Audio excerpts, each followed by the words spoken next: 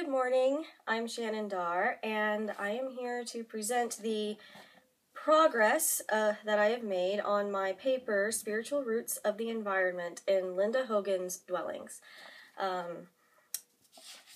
It's not finished yet. I'm still pulling from my resources and still adding to and expanding it, but this is the gist of what I've written down so far. The quote that resonates with her personal, religious, and spiritual experience with the environment is this quote from Dwellings on page 17. "I can only think there is another force at work, deeper than physics and what we know of wind, something that comes from a world where lightning and thunder, sun and rain clouds live." My thesis statement is the following. Linda Hogan makes references to myth, ceremony, and spirituality to reveal the nature of the world around us and how our spiritual connection to the world is just as important as the physical. And that is what I believe the whole point of her book Dwellings is her how she writes it as a memoir, and I believe it's a memoir showing how she feels that humanity needs to reconnect spiritually to the environment in order to begin a process of healing. What Linda Hogan fervently believes is if we completely eradicate dogma from spirituality, and reconnect with the world around us, all that's living around us, then maybe, just maybe, we will begin to heal as a race. And throughout my paper, I illustrate that. One of the points that I take from her to show how she uses myth to show that need we have for spirituality is the feather. Native American traditions hold a mythical reverence for the eagle feather. It has great spiritual importance because it represents freedom and the power of sky and thunder and sun. In her chapter titled Feathers, she stresses that life still exists in things that are supposedly no longer viable. She explains how, in a dream, a voice tells her to look up, and she did so once she woke.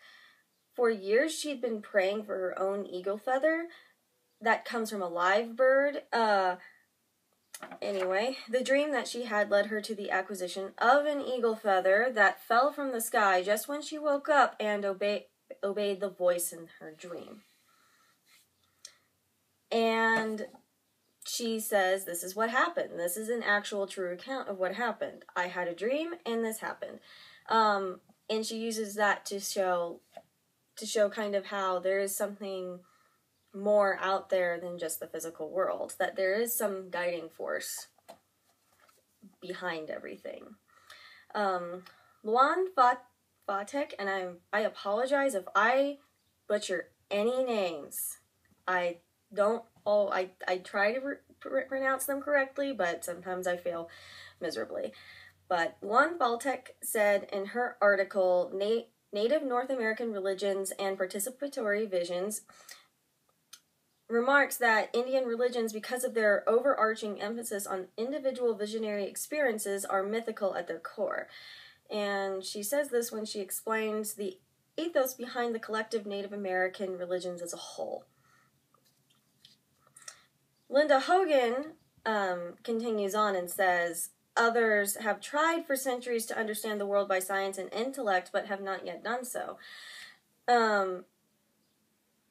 Which means there's more to this world, basically, than just what we see, hear, feel, and touch through our five senses, basically. And then Fatek continues on to write that Indians have encouraged the seeking of visions and dreams through various practices and beliefs. For Linda Hogan and others, these visions and dreams lend a hand in seeing further into what binds the physical world together into a cohesive working pattern of life. Basically, there's more to life, and that we all are connected through something, but what it is, we do not know. And we won't be able to find out what it is that connects us through the physical world. Ceremonies or rituals are important in reconnecting with one's spirituality, especially with the vast spiritual realm that connects every living thing. The ceremony that is depicted in detail in her chapter, All My Relations, illustrates the importance of rituals as follows. The ceremony itself includes not just our own prayers and stories of what brought us to it, but also includes the unspoken records of history, the mythic past, and all other lives connected to ours, our families, nations, and other creatures. And then she goes on to explain her ceremony with the meeting with the elder, giving an offering to the elder, and then explaining the reason for needing his spiritual guidance. Then she goes and prepares the ritual as the elder of her own household, basically.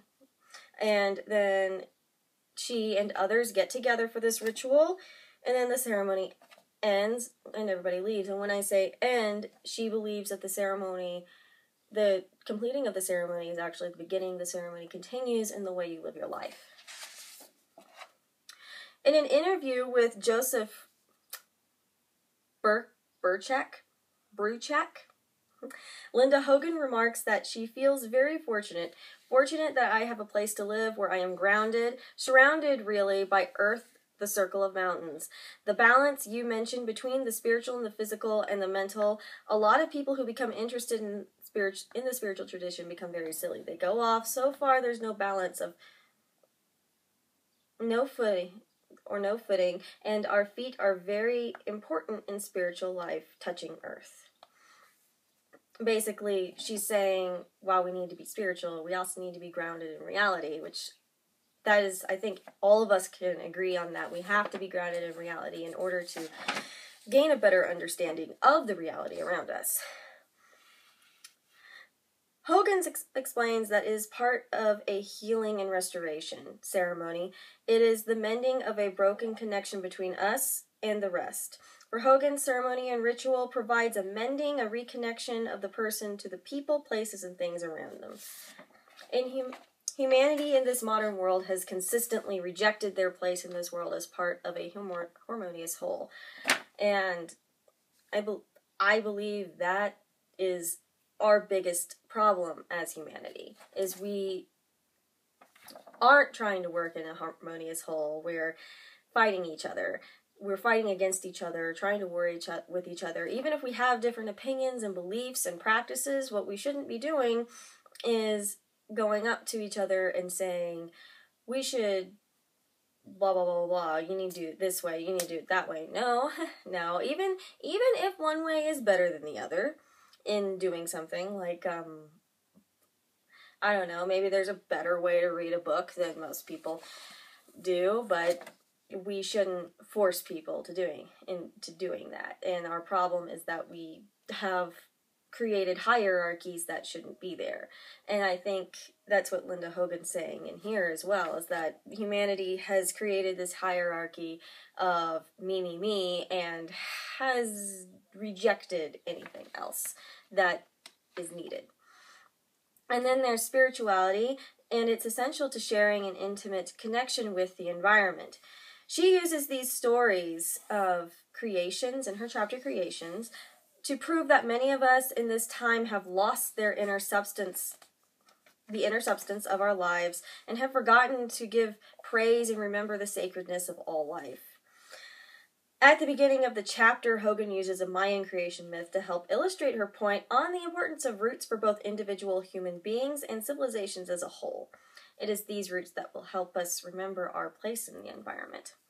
She uses the Mayan creation one of the versions she mentions, to conclude that emptiness and estrangement are deep wounds strongly felt in the present time. Julie Fiant writes that Hogan seems sad about sometimes even resigned to the declining value of spirituality and ecology and of American Indian rights. Dave Affendilian notes in the introductory paragraph of his article, What Other Americans Can and Cannot Learn from Native American Environmental Ethics, that since the 1960s, many Americans have experienced a sense of acute moral crisis, both in terms of our spirituality and our relations to the environment. Our estrangement from the environment has affected the American culture. With this disconnect, the silent, critical observer sees teachers quick to label children with disabilities as stupid or below average, when in reality these students are beyond brilliant, but think a different pattern of thought than the average person does. The divorce rate, while declining, is as high as is the amount of children born outside of wedlock to single parents. And I believe all of this could very well be a reflection of what Linda Hogan observed just within the borders of the United States, that humanity is lacking something. We are lacking a spiritual connection to the world around us. We have neglected our spirituality, and because we've neglected our spirituality, we've begun to not care about life. And I completely agree with her, because I see it too. And she and I have different worldviews, completely different worldviews, but she's right, I believe. She's completely right, and this is why. Linda Hogan's references to myth, ceremony, and spirituality reveals the nature of and the necessity of connecting to the world around us on a spiritual level, and how it is just as important as the physical observation and care. And we need to recognize that there are unexplained forces at work in the world and see that such a recognition will not harm the masses. Should humanity acquiesce to a spiritual connection to themselves, the Creator, and the creation, then maybe the damage humanity has done to themselves and the environment can be repaired, and we will no longer neglect the earth. Anyway, so that is the end of my presentation and the gist of what I'm writing, of where my research is going. Up next is Alexandra Ruiz, and she is an undergraduate student at Sul State University. She plans to graduate with an English major from Sul State University.